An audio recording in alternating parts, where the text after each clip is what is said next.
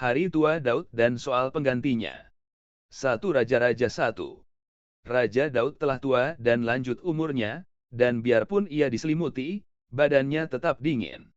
Lalu para pegawainya berkata kepadanya, "Hendaklah dicari bagi tuanku raja seorang perawan yang muda, untuk melayani dan merawat raja, biarlah ia berbaring di pangkuanmu, sehingga badan tuanku raja menjadi panas." Maka di seluruh daerah Israel dicarilah seorang gadis yang cantik, dan didapatlah Abisag, gadis Sunem, lalu dibawa kepada raja. Gadis itu amat cantik, dan ia menjadi perawat raja dan melayani dia, tetapi raja tidak bersetubuh dengan dia. Lalu Adonia, anak Hagit, meninggikan diri dengan berkata, "Aku ini mau menjadi raja." Ia melengkapi dirinya dengan kereta-kereta dan orang-orang berkuda, serta 50 orang yang berlari di depannya. Selama hidup Adonia, ayahnya belum pernah menegur dia dengan ucapan, "Mengapa engkau berbuat begitu?" Ia pun sangat elok perawakannya, dan dia adalah anak pertama sesudah Absalom. Maka berundinglah ia dengan Yoab, anak Zeruya, dan dengan Imam Abiatar, dan mereka menjadi pengikut dan pembantu Adonia. Tetapi Imam Zadok dan Benaya putra Yoyada, dan Nabi Nathan, dan Simei, dan Rei, dan para pahlawan Daud tidak memihak kepada Adonia. Sesudah itu Adonia mempersembahkan domba, lembu dan ternak gemukan sebagai korban dekat batu Zoheleth, yang ada di samping Enrogel, lalu mengundang semua saudaranya, anak-anak raja, dan semua orang Yehuda, pegawai-pegawai raja. Tetapi Nabi Nathan dan Benaya dan para pahlawan dan Salomo, adiknya, tidak diundangnya. Lalu berkatalah Nathan kepada Batsheba, ibu Salomo, "Tidakkah engkau mendengar bahwa Adonia anak Hagit telah menjadi raja, sedang tuan kita Daud tidak mengetahuinya? Karena itu, baiklah ku beri nasihat kepadamu, supaya engkau dapat menyelamatkan nyawamu dan nyawa anakmu Salomo.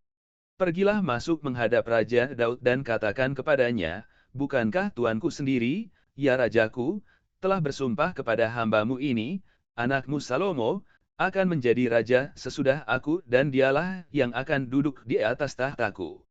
Mengapakah sekarang Adonia menjadi raja? Dan selagi engkau berbicara di sana dengan raja, aku pun akan masuk pula dan menyokong perkataanmu itu.' Jadi masuklah Batsheba menghadap raja ke dalam kamarnya. Waktu itu raja sudah sangat tua dan Abisag, gadis Sunem itu, melayani raja. Lalu Batsheba berlutut dan sujud menyembah kepada raja. Raja bertanya, 'Ada yang kau ingini?' Lalu perempuan itu berkata kepadanya, 'Tuanku sendiri telah bersumpah demi YHWH, Tuhanmu, kepada hambamu ini, anakmu Salomo akan menjadi raja sesudah aku, dan ia akan duduk di atas tahtaku. Tetapi sekarang, lihatlah, Adonia telah menjadi raja, sedang tuanku raja sendiri tidak mengetahuinya. Ia telah menyembelih banyak lembu, ternak gemukan dan domba, dan telah mengundang semua anak raja dan Imam Abiatar dan Yoab, panglima itu, tetapi hambamu Salomo tidak diundangnya.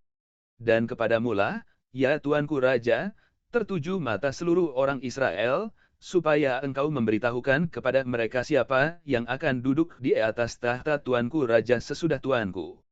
Nanti aku ini dan anakku Salomo dituduh bersalah segera sesudah tuanku raja mendapat perhentian bersama-sama dengan nenek moyangnya."